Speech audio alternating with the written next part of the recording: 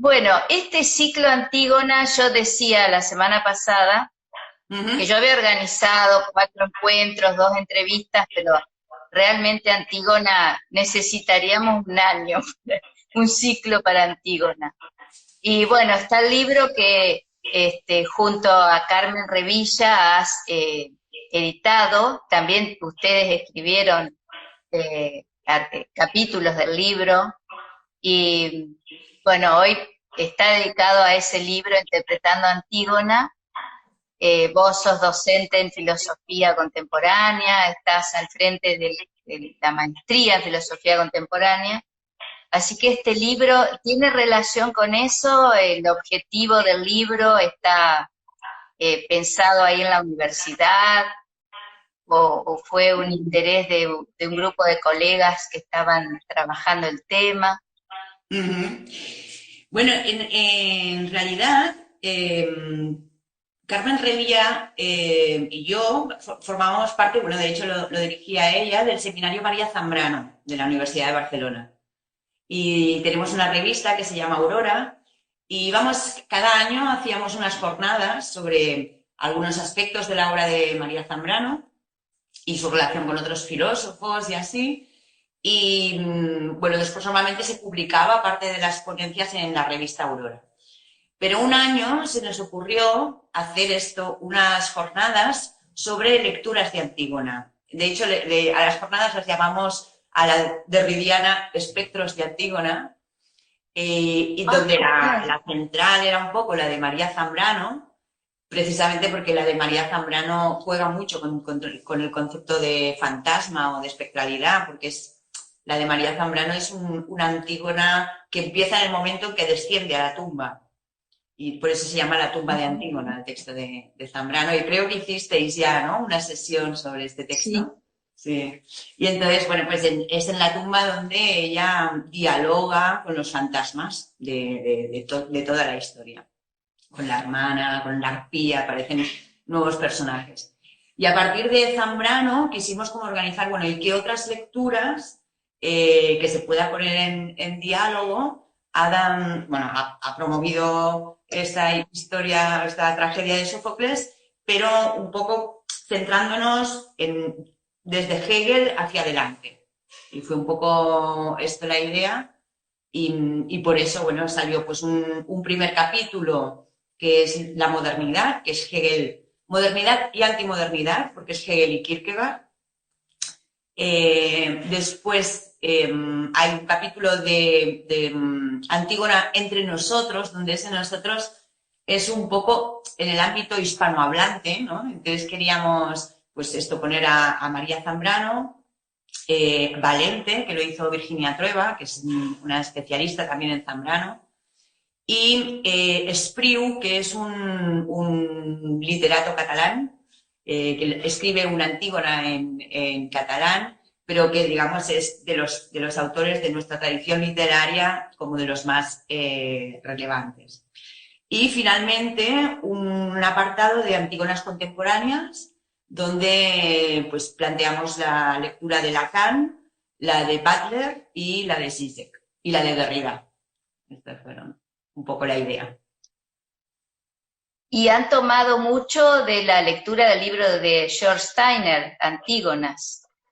Sí, más que Están, tomar, o sea, es ineludible pasar por el libro de Steiner, porque es un libro súper erudito, y es, bueno, que te da como eh, todo el material necesario para poder trabajar. Pero digamos que el espíritu de Interpretando a Antígona es diferente, en el sentido que el libro de Steiner es esto, es muy erudito, bastante filológico también, y hay una voluntad historiográfica en el texto de Steiner, de hacer una cierta historia de la recepción de Antígona.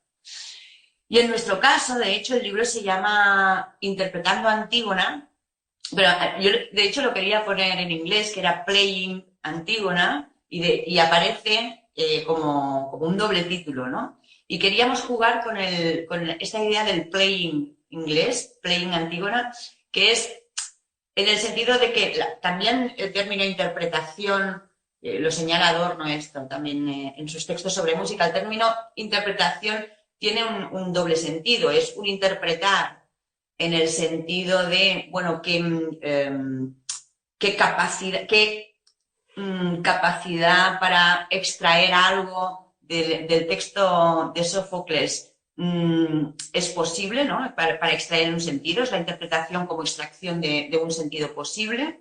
Y también, en segundo lugar, la idea de interpretación en el sentido de cómo se interpreta una pieza de piano o se interpreta música, ¿no? Es decir, interpretar es jugar, playing, to play the piano, ¿no? Es jugar, y muchas veces cuando nos encontramos textos sobre Antígona, no solo son lecturas de la Antígona de Sófocles o lecturas de la Antígona de Hegel, sino que son Antígonas nuevas.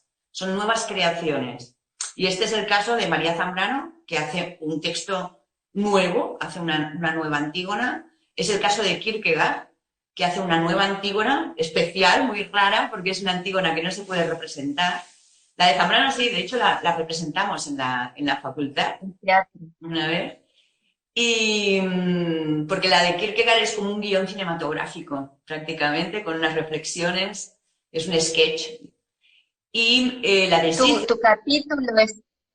tu capítulo es sobre Kierkegaard. Sí, sí. En el libro. Sí. Kierkegaard hace un juego, hace una versión, digamos, de Antígona. Sale junto con otros textos que se llaman siluetas y donde aparecen figuras femeninas en la obra de Kierkegaard. Y el juego que hace Kierkegaard es poner Antígona en la modernidad. ¿Cómo sería una Antígona que no fuera trágica, que no fuera esa Antígona que se trae, digamos, él le va a llamar como pecado, pues como esa falta que es de la familia y se la lleva consigo, ¿no? ¿Cómo sería esto en la modernidad? Entonces lo que él plantea es que una Antígona moderna, aunque tampoco no lo es en sentido hegeliano, es moderna antimoderna, sería una Antígona que estuviese marcada por la pena, no por el dolor. La pena sería el sentimiento moderno. Y la diferencia, que cuando la pone a jugar, es que Antígona, a diferencia, digamos, de la Antígona real, sabe la verdad de Edipo, sabe todo lo que ha ocurrido con Edipo y guarda el secreto. Y ese sería lo propio de una subjetividad capaz de guardar un secreto. Y es en función de ese secreto que ella, por ser fiel a ese secreto, que ella no se puede casar, ella no puede pues hacer lo que harían todas las mujeres de la saga o de la ciudad. Entonces, bueno, hace este juego extraño, que es en realidad es esto, es una reflexión sobre lo trágico antiguo en lo trágico moderno. Este juego. Y con respecto a Hegel, la lectura, la relectura de Hegel, que es por lo general, bueno, aquí en filosofía se estudia, pero después se lo estudia también en función de lo que lee Lacan en Hegel. O sea, hay ahí una serie de textos que se superponen en un análisis contemporáneo de Antígona, ¿no? Claro. Claro, en la parte en que nosotros damos un poco como los textos en referencia a Lacan, a Butler, Zizek, Derrida, siempre está Hegel, digamos, por eso Hegel tampoco nos lo podemos saltar. Si quieres leer Antígona desde hoy, porque siempre como la idea es, y la idea del libro también es como que un texto no se agota en su referencia al contexto. Es decir, cuando leemos un texto griego, no se trata de devolverlo al contexto, entender todo lo que sucede en ese contexto para entender la mentalidad griega. Bueno, la mentalidad griega, primero, que seguramente está roto ya el acceso a eso. Y de otro lado que nos puede interesar como a nivel historiográfico, pero en realidad de lo que se trata es como de entender que un texto siempre es contemporáneo, ¿no? Que siempre tiene como esta capacidad de interpelación en el presente. Entonces, el texto de Hegel sobre Antígona, que está en la fenomenología, que es el capítulo en que pues él plantea la cuestión de la eticidad, ¿no? Ahí empieza el problema de la eticidad, que si seguimos una lectura teleológica de Hegel se va a resolver después, ¿no? Pues es fundamental tanto para las lecturas contemporáneas como para las lecturas contemporáneas feministas de Antígona. Y un poco, pues esto, el planteamiento de Hegel, que ya conocéis, ¿no? Pues es esta confrontación entre la Antígona, el deseo de Antígona o la voluntad de Antígona por enterrar a Polinices y Creonte, ¿no? que es el que se niega, el que impone la ley, etcétera, pues en realidad esto lo que está reflejando es como un primer conflicto que aparece en el momento de la eticidad natural entre como lo ético y lo político, y lo ético planteado en términos prepolíticos, entre la ley divina, la ley de la familia, que la representa Antígona, y la ley de la ciudad, que la representa Creonte. Y ese conflicto no tiene resolución, digamos, más que si con la evolución del espíritu llegamos a un otro estadio en el que eso es reconciliable. Y ahí es donde van a discutir todos los contemporáneos. Y también le dedican un capítulo a Derrida. Sí. Derrida, ¿cómo toma la figura Antígona? El capítulo sobre Derrida lo hizo Cristina Peretti, que es especialista en Derrida y que es traductora también, y ella junto con el grupo de Contra tradujeron Glas, que es el libro donde Derrida hace una lectura de Hegel precisamente a partir de la problemática de la familia, ¿sí? Entonces, el juego de Derrida en Glas, no sé si lo conocéis, es un libro que está escrito a doble columna. Hay una primera columna en la que Derrida está escribiendo sobre Hegel, sobre la fenomenología, está como analizando, bueno, de la manera como la hace, ¿no? Como deconstruyendo, viendo dónde son los puntos de fuga en el texto de Hegel. Y otra columna que es sobre Jean Genet, que es sobre literatura, y se juegan al mismo tiempo. Y la lectura que hace de Antígona, que es en una parte de Glas, va también intercalada por cartas de Hegel a su hermana, ¿sí? Entonces, Hegel parece ser que tenía dos hermanas, pero una era como hermanastra, ¿cómo se llamaba? Nanette, que era como una hermana que habían adoptado su familia y que tenía problemas psicológicos, de hecho creo que se acaba suicidando. Y van apareciendo las cartas de Hegel con su hermana ahí, que coinciden en el momento en que está escribiendo esta cuestión de la Antígona en la fenomenología, y hace como estos juegos intertextuales para señalar, digamos, que el problema de la lectura de Hegel es justamente esta relación entre hermano-hermana. Porque si recordáis, ¿no? Que es hay un momento en la tragedia de Sófocles que dice, Antígona dice, y está en la tragedia de Sófocles, que ella tiene que enterrar al hermano porque no hay sustituto para el hermano. Que si fuera un marido, podría conseguirse otro marido. Si fuera un hijo, claro, podría tener otro hijo, pero un hermano no es sustituible, no puede hacerse otro hermano, no puede conseguirse otro hermano. Entonces, es raro, ¿no? Dices, es bestia. O sea, que un marido no lo enterrarías o un hijo. Y entonces aquí Hegel justamente se acoge a esto para decir, esta es la relación ideal en la diferencia sexual, ¿no? Ya que entra toda la problemática, porque es una relación sin deseo. Es la única relación donde no hay guerra de sexos entre hermano y hermana. Y es eso va a ser el fundamento de la familia, que después el hermano se va a ir a la ciudad, va a hacer la guerra, va a tener su vida pública y la hermana va a quedar del lado de la familia, de lo doméstico, etcétera, etcétera, ¿no? Queda insertada de esta manera.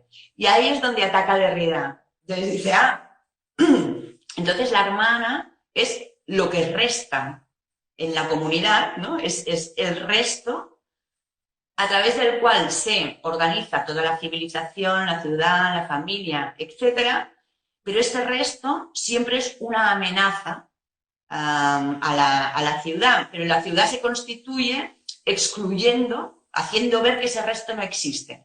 Esto es cómo funciona la modernidad y es cómo funciona, es la denuncia de Derrida, digamos, ¿no? Es cómo funciona la modernidad, es cómo funcionan los pensamientos totalizadores, excluyendo algo y después haciendo ver que eso no existe, que está perfectamente adaptado al sistema, que eso funciona, cuando en realidad es gracias a esa exclusión que se funda la posibilidad de la comunidad.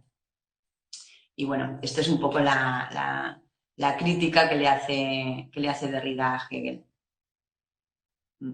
Sí, además, bueno, yo desconozco el texto de Derrida, pero sí he leído referencias al texto, porque también, incluso desde el ámbito de la filosofía del derecho, se hace toda una lectura acerca de cuál es el lugar que ocupa la mujer en general y el varón, lo que escribe Hegel en la fenomenología, donde también aquí, bueno, en Argentina se ha hecho un congreso en San Juan, un congreso de filosofía donde se discutió mucho eso, si desde la perspectiva hegeliana una mujer podía gobernar un país, podía ocupar ese lugar, a partir de lo que Hegel presenta en la relación de Antígona y su hermano, ¿no? Entonces eso también había ahí una crítica a lo que Hegel planteaba sobre la mujer. Claro. Y, Sí, sí. Bueno, esto es, digamos, las lecturas feministas que se hacen del texto de Antígona, tal y como es analizado por Hegel, ¿no? Al final es la lectura de la lectura de la lectura, ¿no? Se fundan en este, por ejemplo, Irigaray, ¿no? Lo que va a criticar es precisamente no ya la lectura que hace Hegel, sino como la posición en la que Hegel deja a lo femenino, ¿no? Porque desde el momento, pues, la lectura de Irigaray se parece bastante en realidad a la de Derrida, y es un texto que se llama La eterna ironía de la comunidad, porque Hegel va a decir que la mujer, ¿no? Antígona, aparece como la eterna ironía de la comunidad. Entonces, Irigaray lo que plantea es que esta posición de ironía en lugares, en realidad es como una posición funcional al sistema. Es la posición que nos han dejado reírnos del montaje que han hecho los hombres, digamos. Pero no nos han dejado intervenir en el montaje y tampoco nos han dejado plantear otro posible, ¿no? Entonces, bueno, pues esto un poco el planteamiento de Irigaray es que Antígona no es una figura reivindicable en este sentido porque cumple justamente en la relación con el hermano, cumple este sueño hegeliano de la diferencia sexual sin guerra, ¿no? Pero claro, esto es un sueño masculino, que no haya guerra en la diferencia sexual. No es un sueño femenino.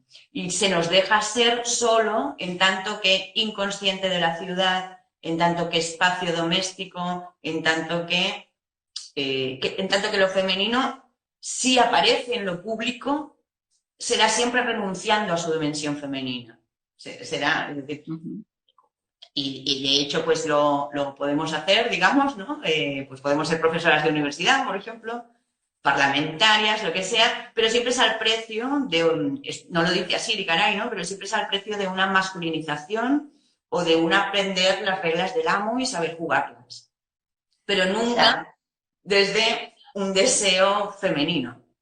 Bueno, ¿en qué consista eso? Pues es lo que hay que pensar. Claro, acá justo esa polémica se dio porque estaba una mujer gobernando Argentina Ujú, y ella asistió a ese congreso, Cristina, y bueno, estaba todo ese planteo también que desde la perspectiva de Hegel no podría una mujer estar gobernando un país, y si lo hacía era en este lugar que estabas planteando, masculinizándose, es decir, ujú, siendo una mujer con una actitud masculina o respondiendo al deseo de que fue su marido que decide que ella sea presidenta. Entonces, había ahí toda una interpretación y una polémica en ese momento, porque también es ujú, interesante cómo Antígona, como personaje y como mito, se va situando en las distintas regiones, en los distintos países, porque aquí también en Argentina, y debe pasar en España, la sí, imposibilidad de dar sepultura, donde hubo desaparición forzada de personas y toda ujú, una lucha de décadas. Bueno, Antígona se ha representado, aquí está el Teatro por la Identidad, Teatro del Bardo aquí en Paraná, que siempre ha representado a Antígona también tomando esta dimensión de la necesidad de dar sepultura y de dar identidad, o sea, que no sea una fosa común, sino que saber dónde está ese cuerpo y a quién ujú, pertenecía. claro. Entonces también están estas antígonas que aparecen de acuerdo a las circunstancias epocales y a los lugares, ¿no? Ujú, Ahí en España, por ejemplo, lo hablábamos con Jorge Alemán en una oportunidad, todo lo que deja la guerra civil española. exacto. Sí. Y ahí Antígona también aparece en Claro, esa dimensión. por ejemplo, el texto de Zambrano y el texto de Valente también, y el de Espriu, que es catalán también, encarna como esta doble cuestión. De un lado, la cuestión del duelo y del derecho al duelo y del derecho al entierro de nuestros muertos, y que qué hacemos con estos muertos, qué tipo de relación establecemos con los muertos, y obviamente toca pues toda la cuestión de los desaparecidos y también pues aquí, ¿no? En la guerra civil pues tenemos muertos en las cunetas todavía. Digamos que habéis Sí, hecho más vosotros en políticas de memoria histórica que no aquí en España. Y de otro lado está la cuestión de la guerra fratricida, que es porque sí, aquí vivimos una guerra civil. Entonces, el problema de Polinices con Eteocles es este, es la guerra entre hermanos, ¿no? Y que sí. España siempre ha estado dividida y sigue estándolo. Y lo seguirá estando seguramente. O sea, esto no tiene, no tiene posibilidad de suturar la fisura, porque la fisura está ahora, yo qué sé, pues con las demandas de soberanía en Cataluña, pues se vuelve a abrir esta fisura. Por un lado, por las diferentes nacionalidades de que está compuesta, por otro, por las izquierdas y las derechas, y es como imposible nunca se va a alcanzar, digamos, una intent, porque hay, bueno, Machado ya lo decía, ¿no? Hay dos Españas. Mm. Es importante lo que decís, porque vos hablas de fisura o las divisiones, que aquí de un tiempo a esta parte se le dice la grieta, Ujú. y muchos, los medios hegemónicos de comunicación también responsabilizan de esta grieta a una mujer. Es decir, ¿Así? que la responsabilidad de la grieta, esto se plantea, si no me equivoco, desde el año 2008, es porque nos gobernaba una mujer y ella es la que hizo a una división que es imposible de resolver por culpa de ella, como Sí, si claro. no hubiesen divisiones desde el siglo XIX bien marcadas Ya, en la historia de Argentina y supongo que en el mundo, ¿no? claro. En todas partes, el conflicto y la división y el desencuentro, pero aquí se responsabiliza a Cristina y también se dice que la bipolaridad de este país se debe a una supuesta bipolaridad de ella, a un trastorno bipolar. O sea, a Caray. ese punto llegamos. Sí, tuvimos varones gobernando desastrosos, pero bueno, todos los males vienen de la mujer, no vienen del varón. La Sí. culpa de todo, aquí teníamos un grupo de música que tenía una canción que se llamaba La culpa de todo la tiene Yoko Ono. Y entonces esta frase Ah, sirve para todo. La culpa es de claro, Yoko Ono. Sí, sí. claro, porque a Yoko Ono la hacían responsable de la separación de los Beatles. Claro. Y yo leí, algún día acá en las sofistas voy a hablar de Yoko Ono, porque leí una monografía sobre la vida de ella que realmente es apasionante. Sino que Yoko Ono siempre quedó en ese lugar de haber sido la mujer de John Lennon y la que dividió a los Beatles. Pero Claro. siempre la mujer tiene la culpa de todo. Como muy Está muy humana. bueno eso. Sí. Yo creo que de todas Y maneras, la- perdón, pero este planteamiento, en verdad, es una cuestión filosófica importante, ¿no? El planteamiento de qué pasa con la fisura.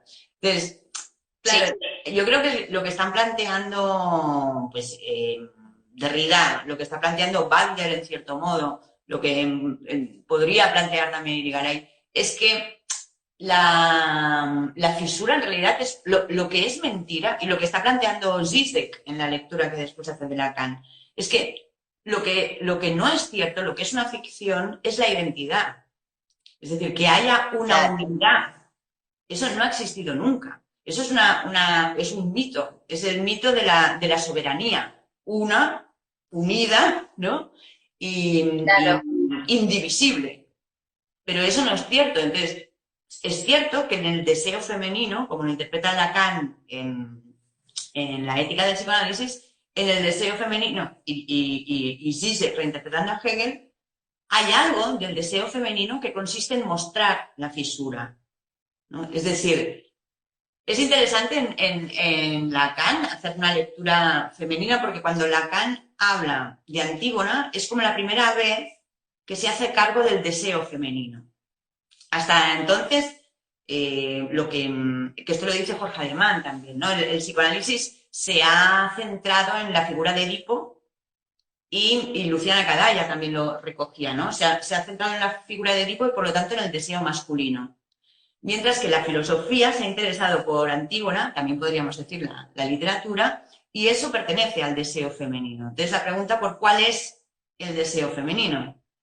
Y en la lectura que hace Lacan y que hace Zizek, el deseo femenino es el que se aparta del deseo de reconocimiento. Todo el tema de Kojève, de deseo ser reconocido y reconocer el propio deseo, etcétera, etcétera, eso pertenece a la lógica masculina, a la de la identidad, a la del todo. Y Antígona no quiere ser reconocida. Antígona sigue un deseo que justamente consiste en no ser reconocida dentro de la ciudad. Le da igual. Es como inflexible en un deseo que es contra la comunidad y para mostrar que la comunidad está construida sobre una fisura, sobre una grieta. Y eso es el deseo al que apunta Antígona, con lo cual podríamos decir que puede representar o podemos pensar a Antígona como una figura de un deseo femenino, que es un deseo de subversión y de mostrar las grietas donde las hay, no se las inventa la mujer, las hay antes, claro, digamos. claro.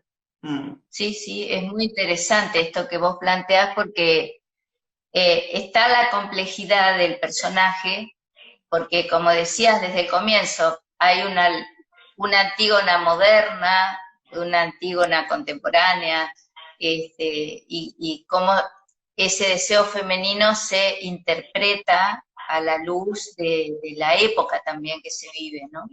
Mm. Es decir, que esto que vos decís me parece re interesante, no es Antígona la que provoca la grieta, sino que es Antígona la que deja ver esas grietas, que las, eh, que las expone, digamos, Mm.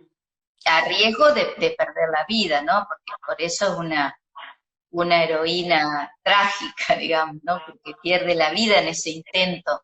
Sí, Y sí, sí. sí, da para pensar muchos temas, sí. Sí, a mí me interesa mucho porque lo que dice Lacan después es claro que en este deseo, o sea, Antígona es tan inflexible en su deseo Sí, que lo lleva hasta la muerte. O sea, si tiene que morir, se muere.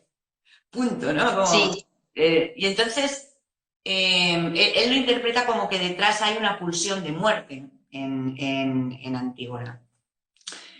Y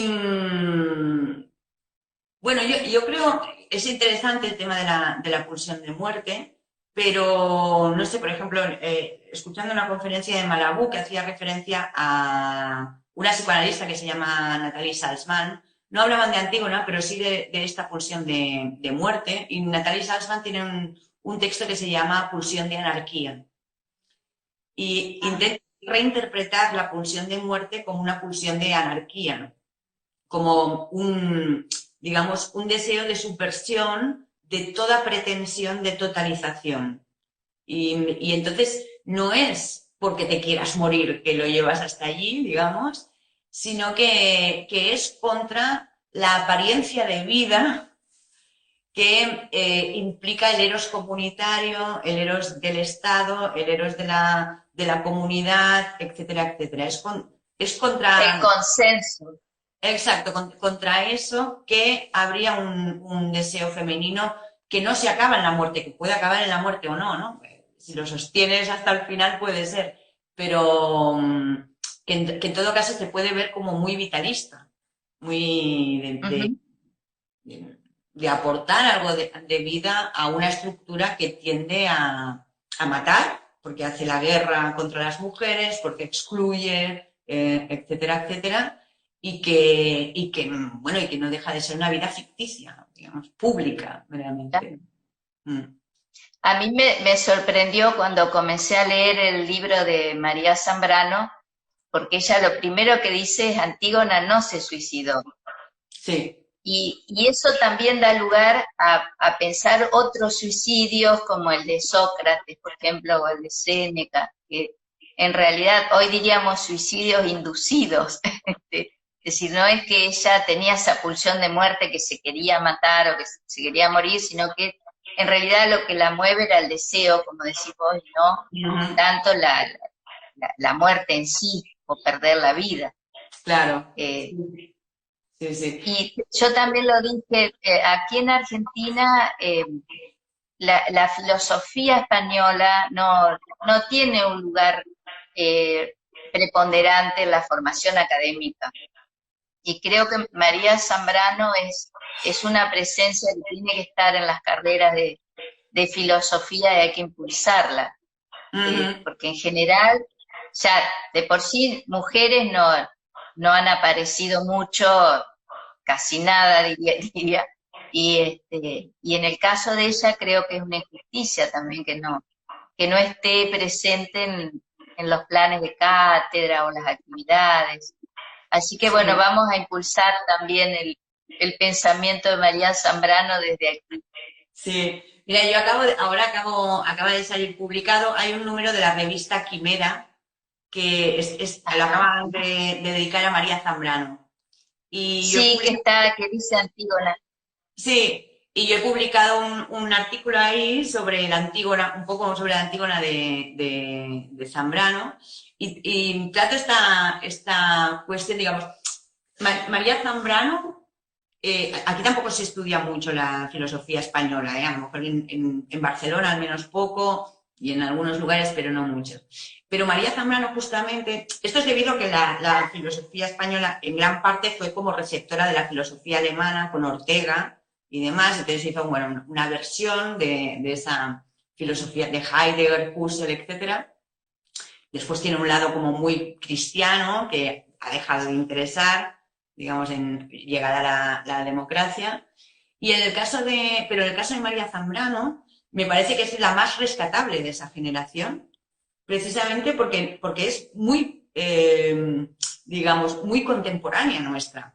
Está Sí, planteando lo que dice Derrida sobre la separación entre filosofía y poesía, etcétera, cuestionar eso es lo primero que hace María Zambrano, cuestionar la separación claro. entre filosofía y poesía. Toda la cuestión de la escritura, de que la filosofía es escritura, esa María Zambrano tiene un texto que se llama ¿Por qué se escribe? Que está explicando esto, o sea, que siempre se trata de escritura, no es que el pensamiento sea una cosa abstracta que después somos capaces de poner en negro sobre blanco. Y respecto a Antígona, me parece súper valiente su texto, ¿no? Porque empieza así: Antígona no se suicidó en su tumba, según Sófocles, incurriendo en un inevitable error, nos cuenta.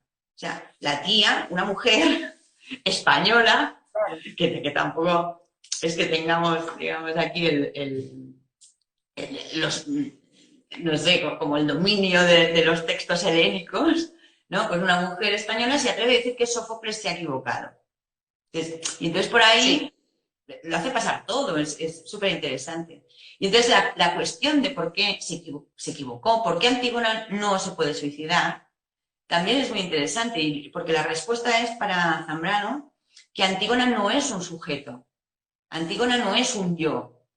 Para poder suicidarte, has de creer que eres alguien, has de creer que eres un sujeto, y como explica Derrida también en el Seminario de la Pena de Muerte, ha de haber una pulsión de poder, es decir, ante la infinitud o ante digamos, la posibilidad de que se decida por ti, que es el momento de la muerte, que es lo que nos pasa normalmente. Todos sabemos que tenemos que morir, pero no sabemos cuándo, ¿no? El suicida es alguien que toma poder y dice ahora. Entonces, eso es un yo decido cuando me muero. Eso solo puede hacer un yo, alguien que tiene un yo sólido, en realidad, ¿no? Es una posición de poder. Decir, esto lo decido yo, aquí acabo. Y en cambio, para Zambrano, Antígona no puede tomar esta posición porque, bueno, porque no se le ha dejado nunca ser un yo, y porque su potencia está en no serlo. Es decir, la potencia de Antígona es que no es un creonte, no es alguien que tiene que ganar, no es ni un Polinices, no es nadie que tiene que ganar. Es alguien que está a la escucha, cuando baja a la tumba, a la escucha de las voces de todos, de la herencia, de la tradición, bueno, intentando dar cabida a todo eso que ha generado un conflicto entre sujetos, digamos, entre yoes que luchan por el poder, ¿no? Pero por eso ella no se puede suicidar, ella en todo caso puede delirar, que es lo que hace en la tumba, en su texto. Sí. ¿Y esta revista Quimera se puede leer online o hay que adquirirla? Digo, Pues, acá en Argentina, ¿cómo hacemos? claro, pues te lo voy a preguntar. En realidad es una revista de literatura que es bastante conocida aquí en España, una revista cultural y de literatura. Y ya preguntaré, a ver, te enviaré, a ver. Sí, porque hay Sí, varios. porque Hmm. yo Dime. buscando en Google aparece la revista, está la imagen de ella, de María Zambrano, y arriba dice Antígona. Debe ser ese número, Quimera. Que dice Quimera, sí. Sí. Sí, que aparece la A, pues ¿Y el libro? Y el libro, sí, lo podemos comprar. No nos favorece el tema de la moneda nuestra al comprar en euros, pero se consigue el libro, se puede comprar, sí, interpretando a Antígona. en Sí, Amazon supongo, ¿no? Que igual lo podéis sí, hacer. sí, ya lo estuve buscando y creo que hay el prólogo se puede leer online, Ok. el prólogo Mm. del libro. Así que lo recomendamos y yo por supuesto lo voy a comprar. Vale, gracias. Eh, sí. Bueno, Laura, espero que podamos vernos personalmente, Sí, que yo pueda volver a España, vos puedas regresar a Argentina, que pase todo esto, sí, toda está esta difícil pandemia. ahora, ¿eh? Sí, Está complicado, sí, porque se termina una cepa, empieza otra y las vacunas y las restricciones y demás. mm, Así que, bueno, yo siempre estoy enterada de lo que pasa alrededor del mundo, busco información para ver cómo está todo, porque por lo general, no sé en España, pero acá los noticieros hablan de Buenos Aires, entonces trato de ver qué pasa en el mundo. claro, Y, sí, y sí. sí, está complicado. Mm. Bueno, Muy gracias por estar en las sofistas. Este video queda grabado para los que no pudieron verlo en vivo y después, como te contaba, lo subimos al canal de YouTube para que los que no están en Instagram lo puedan ver. muy bien, pues Así que gracias gracias, Laura. a vosotras y la iniciativa que es súper bonita, esta iniciativa que habéis tenido en las sofistas. Me alegro mucho. Sí, está inspirado el nombre en el libro de Bárbara Cassin, Claro, eh, claro. El efecto sofístico. Y Ajá. bueno, ahí estamos con todo. Muy Bueno, bien. un abrazo. Y Pues ya, abrazo a Patricia y a Susana. ahora les digo. Vale, gracias. Venga. Bueno, chao, Hala, gracias. gracias. Adeu. A ver.